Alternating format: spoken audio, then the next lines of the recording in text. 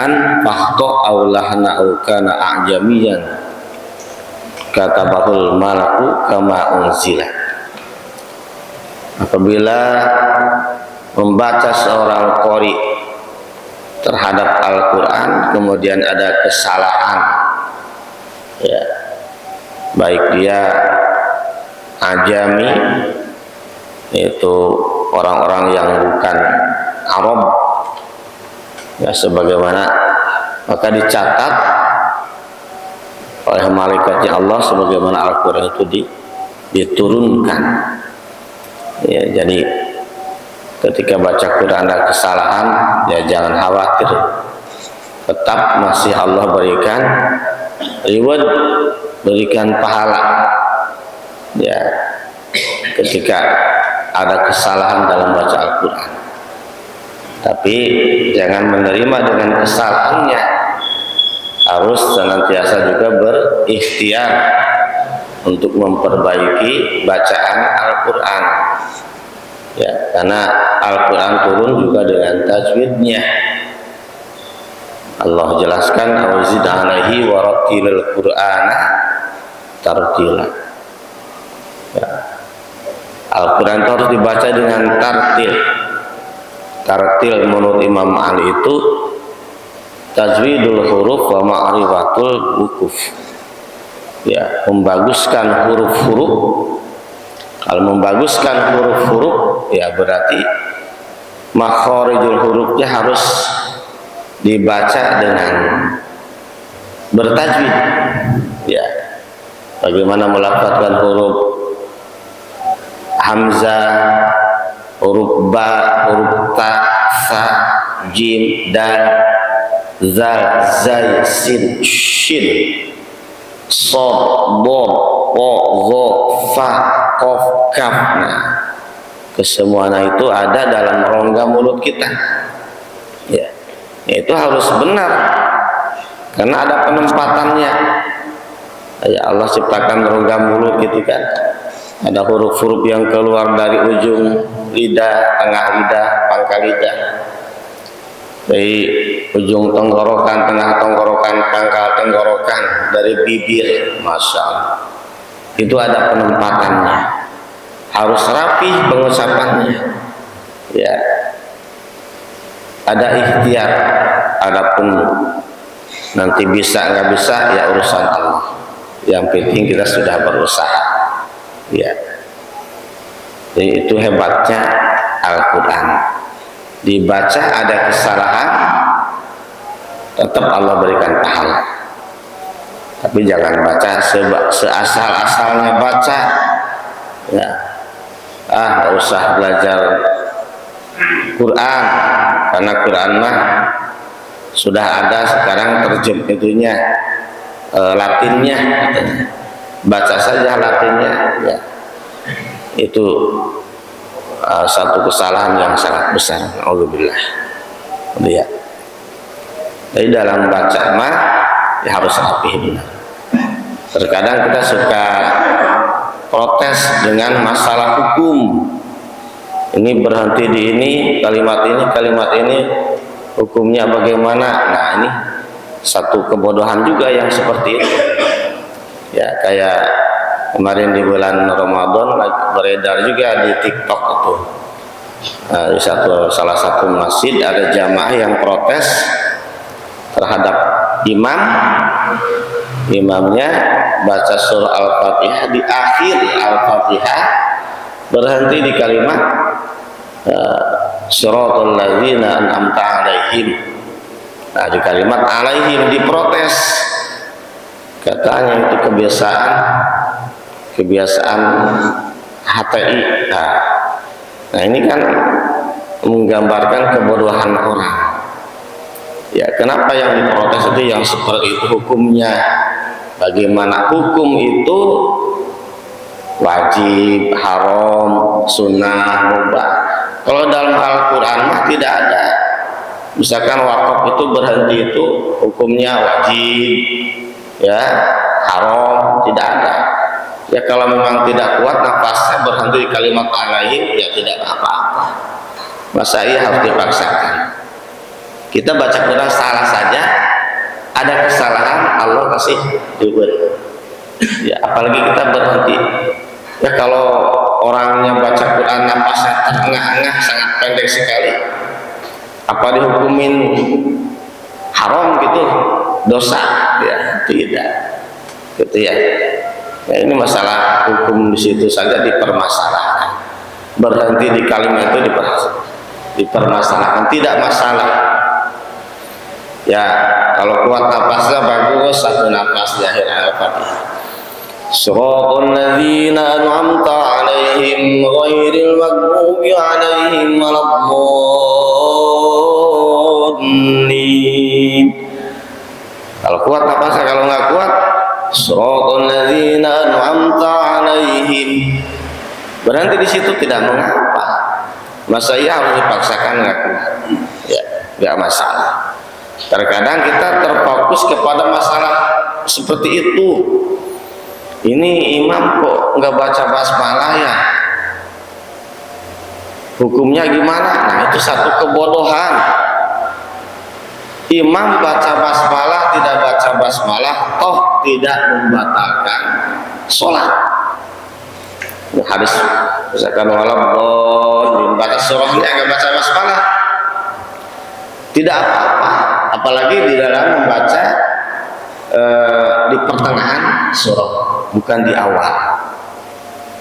Coba yang pernah umroh haji di Masjidil Haram, Masjid Nabawi, baca basmalah tidak?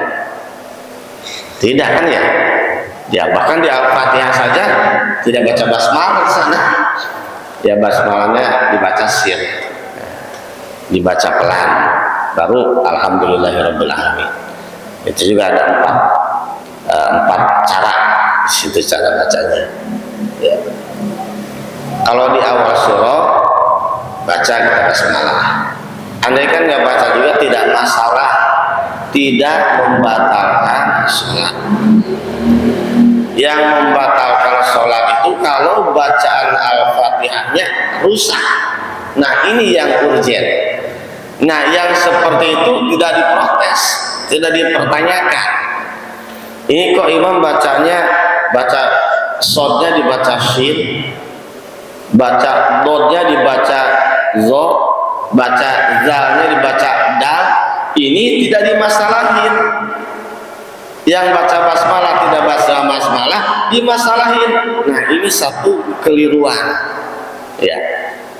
Itu yang harus dimasalahkan. Nah, ini kok bacanya kok berantakan tajwidnya ini kok imam bacanya berantakan nih, banyak yang dirubah huruf-hurufnya, tabdilul huruf. Ya kalau kesalahannya sedikit khafi lah. Kalau dalam musabaqah ada salahnya ada 3. Ada salah jali, ada salah khafi, 2 ya. Ada salahnya jali itu fatal ya, misalkan ya malun dibaca tak malun, itu jali, itu salahnya fatal, itu langsung 3 salahnya karena sudah tabdilul huruf, mengubah huruf tak dibaca ya. Kalau sudah tabdilul huruf, mengubah huruf berarti merubah makna daripada Al-Quran. Itu salahnya nggak bisa diampuni seperti itu. Ada yang salahnya khafi ya, misalkan ya tanafus ya, baca shinnya kurang tafasy misalkan ya, kurang shin, baca dotnya kurang dalam misalkan tidak istitolah. Nah itu salahnya khafi lah, ringan. Tapi ringan juga kalau keseringan kebanyakan ya jadi banyak ya, jangan juga yang seperti itu. Nah harusnya itu yang dipermasalahkan, karena itu tidak dimasalahin karena si makmum tidak paham. Ini bacaan Qurannya salah, tadinya salah karena dia juga tidak paham, sehingga yang diprotes yang terbersit di benaknya saja yang kira-kira gampang nih, hukumnya gak baca basmalah bagaimana, astagfirullah. Kok itu yang dimasalahin? Kayak misalkan subuh dia baca kunut, gak baca kunut, batal sholatnya Pak. Sholatnya kalau misalkan gak baca kunut batal gak sholatnya, sholat subuhnya? Tidak batal, karena sunnah. Andai kan dia baca kunut lupa misalkan, ya tinggal sujud sahwi kalau Imam Syafi'i.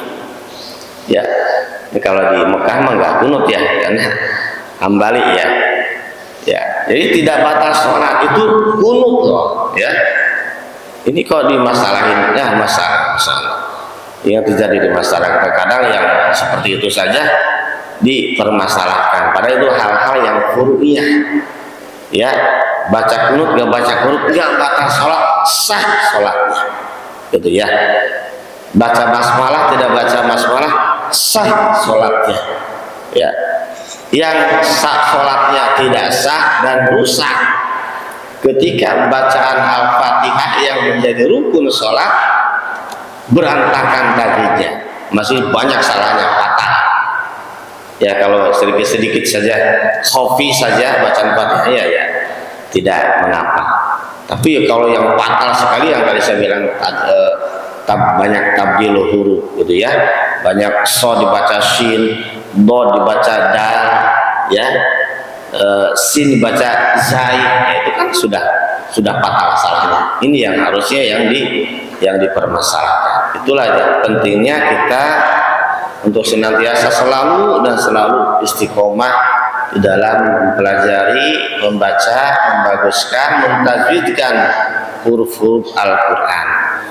Ya, kita juga kan kalau thalabul ilmi mah tidak terbatas yang muda-muda, yang sudah sepuh juga ya harus ya minal mahdi ilal lahdi, ya sampai Allah panggil kita harus terus mencari ilmu. Ya. Baik bapak-bapak hadirin jamaah sekalian, hadis berikutnya nomor 29 ya. Qala musannif rahimakumullah wa nafa'ana bihi wa bi ulumi fid dharain amin. Inna hadzal qur'ana ma'dabatullahi fa aqbalu min ma'dabatihi mastata'tum. Inna hadzal qur'ana, sesungguhnya Al-Qur'an ini ma'dabatullahi adalah hidangan Allah. Fa'aqbalu, maka terimalah min ma'dabatihi, daripada hidangannya, mastata'tum, semampumu. Ya, inna hadzal qur'an ma'dabatullah, sesungguhnya Al-Quran ini adalah hidangan Allah, jamuan Tuhan. Ya, jamuan, masya Allah, hidangan Allah. Fa'aqbalu, maka terimalah min ma'dabatihi, daripada hidangannya, mastata'tum, semampumu. Ya, jadi Al-Quran itu merupakan jamuan Allah Subhanahu wa Ta'ala. Suatu ketika Rasulullah SAW pernah telat ketika akan menjalankan ibadah sholat subuh. Kemudian Bilal bertanya-tanya ada apa gerangan dengan Rasulullah sehingga beliau telat sholat subuh. Ditunggu lama nggak muncul-muncul, dicari ke rumahnya, karena rumah beliau kan berdampingan ya dengan masjid. Begitu dilihat ternyata Rasulullah sedang menangis. Kata Bilal, wahai Rasulullah, kenapa engkau menangis? Bukankah engkau sudah diampuni dosa-dosanya, sudah maksum, sudah dijamin masuk surganya Allah Subhanahu wa Ta'ala? Ya, Rasul yang sudah dijamin masuk surga menangis. Kalau kita bagaimana Pak nasibnya? Allah. Kata beliau, wahai Bilal, bagaimana aku tidak menangis? Semalam turun ayat terhadapku, inna fi khalqis samawati wal ardi ardi wa ikhtilafil laili wan nahari la ayatin liulil albab alladzina yadhkuruna Allaha qiyaman wa qu'udan wa 'ala junubihim wa yatafakkaruna fi khalqis samawati wal ardi rabbana ma khalaqta hadza batila subhanaka faqina adzabannar. Itu ada di akhir surah Al-Imran atau Al-Baqarah itu ya. Sering kita baca. Inna fi khalqis samawati wal ardi wa ikhtilafil laili wan nahari la ayatin liulil albab. Sesungguhnya dalam penciptaan langit dan bumi dan silih bergantinya malam dan siang terdapat tanda-tanda bagi orang-orang yang berakal. Ini kalimat yatafakkarun ini kan sering sekali kita temukan dalam Al-Quran. Ini merupakan sindiran Allah Subhanahu wa Ta'ala terhadap umat manusia. Wahai orang-orang yang berakal, afala ta'qilun, orang-orang yang tidak mempergunakan akalnya. Ya, ini sindiran Allah Subhanahu wa Ta'ala.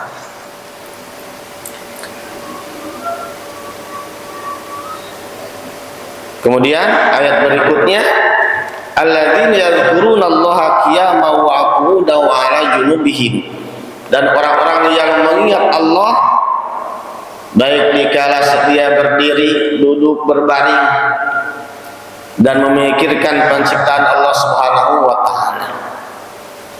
Rabbana ma khalaqta hadza batila, ya Allah, ya Tuhan kami, sesungguhnya segala ciptaanmu tidak ada yang sia-sia, semuanya bermanfaat. Allah ciptakan makhluk yang ada di alam raya ini, hatta nyamuk pun sekalipun Allah ciptakan tetap ada manfaatnya bagi manusia. Kalau nyamuk diciptakan Allah ada manfaatnya buat manusia, apa manfaatnya Pak? Kira-kira nyamuk manfaatnya buat manusia? Jangan mandorotnya saja, ya malaria lah, demam berdarah, manfaatnya apa nyamuk? Berdirilah pabrik obat nyamuk. Maka banyak menyerap ribuan tenaga kerja. Di situ orang bisa mencari nafkah buat keluarganya. Ada manfaatnya, ya. Jadi penelitian juga, ya. Jadi tidak ada yang sia-sia. Allah ciptakan seluruh makhluk yang ada di muka bumi ini. Subhanaka faqina adzabannar, maksud engkau peliharalah aku dari api neraka. Turun ayat terhadap Rasulullah Sallallahu Alaihi Wasallam, kata beliau, rugilah orang-orang yang membaca Al-Quran tapi tidak menelaahnya, tidak mentadaburinya, tidak menghayatinya, kata Nabi. Karena Al-Quran adalah hidangan Allah Subhanahu wa Ta'ala. Orang yang menghadiri hidangannya, jamuannya, dia berarti sudah mencicipi cita rasa yang Allah berikan, yaitu pemahaman Al-Quran. Ya, kalau hidangan, jamuan kan ada etikanya, ya. Makanlah ya yang terjangkau dengan tangan kanan kita. Jangan ngambil yang jauh-jauh, ngerongkong gitu ya. Yang ada di depan aja diambil. Makanlah dengan tangan kananmu yang terjangkau, ya. Dan ulurkan makanan itu kepada orang yang tidak menjangkaunya. Ini pesan Allah Subhanahu wa Ta'ala, bahwa kita mempunyai tanggung jawab untuk memberi sesuatu kepada orang lain. Jadi bukan untuk sendiri, ada tanggung jawab kita untuk menyampaikan kepada orang lain. Nah, ini merupakan ma'dabatullah tadi, hidangan Allah, jamuan Tuhan, ya. Orang yang menghadiri hidangan Allah berarti sudah mencicipi hidangan Allah Subhanahu wa Ta'ala. Dan orang yang menghidangkan, ketika si tamu tidak mencicipinya, maka pasti yang menghidangkan akan tersinggung, gitu ya. Ini adalah merupakan hidangan Allah Subhanahu wa taala. Bapak-bapak hadirin jamaah sekalian, kemudian hadis nomor 30 ini juga masih terkait ini ya. Kullu mu'addibin yuhibbu ayyutiya ma'dabatihi wa ma'dabahullahul Qur'an fala tahjuruhu. Kullu mu'addibin, setiap yang menghidangkan, yuhibbu, senang, ayyu'tiya, untuk diberikan, ma'dabatuhu, hidangannya, wa ma'dabahullah, dan hidangan Allah apa itu? Al-Quran. Al-Quran. Fala tahjuruhu, maka janganlah engkau menghindarinya. Nah, ini juga masih sama redaksinya ya, bahwa setiap yang menghidangkan pasti senang untuk diberikan hidangannya. Ya, kalau si sahibul bait menghidangkan makanan, minuman terhadap tamunya, maka si tamu harus mencicipinya biar si sahibul bait senang hidangannya diminum atau di mana dicicipi. Kalau dibiarkan saja, pasti si sahibul bait akan bertanya-tanya, ya, jangan-jangan jijik terhadap makananku. Nah, seperti itu. Begitupun jamuan Allah tadi, Al-Quran itu harus kita cicipi, kita baca, kita tadabburi, kita telaah Al-Quran, supaya yang menghidangkan Allah pun akan senang. Ya, kalau Al-Quran hanya jadi pajangan saja, tidak pernah dibuka, tidak pernah dibaca, apalagi diamalkan dalam kehidupan kita sehari-hari, maka na'udzubillahi min dzalik. Nanti yang seperti itu, rubba qarinil Quran wal Qur'anu yal'an. Banyak orang yang baca Quran tapi Al-Quran nanti akan melaknat kepada orang-orang yang membacanya. Mumpung Al-Quran masih ada, kita baca. Kelak mah di akhir zaman, menjelang hari kiamat, nanti Al-Quran akan hilang. Hilang apa? Tulisannya hilang, Pak. Coba kalau kita misalkan ingin buka baca Quran, tiba-tiba hilang tulisannya, bagaimana Pak kira-kira Pak? Na'udzubillah. Ya, mumpung masih ada tulisannya ini sekarang, mumpung masih ada guru-gurunya, pelajari baca Quran. Kelak mah nanti jangan heran ya, menjelang hari kiamat nanti Quran tiba-tiba tulisannya hilang. Ada tulisan begini, karena ini kalau kertas nih dibuka ada tulisannya, tapi nanti kalau set hilang itu bagaimana? Nah, itu sudah prediksi Rasulullah. Alhamdulillah ya. Nanti gimana? Apalagi kita nggak bisa baca, nggak hafal, Al-Qurannya hilang, membaca apa kita? Masya Allah. Guru-gurunya pada wafat, pada meninggal, kita mau belajar sama siapa? Gitu ya. Nah, ya Allah. Kalau para ulamanya meninggal dunia, sudah kita nggak ada pegangan. Laulal ulama la soronas nislah bahai. Kalau tidak ada ulama di alam dunia ini, maka niscaya manusia akan seperti binatang. Nauzubillah min dzalik.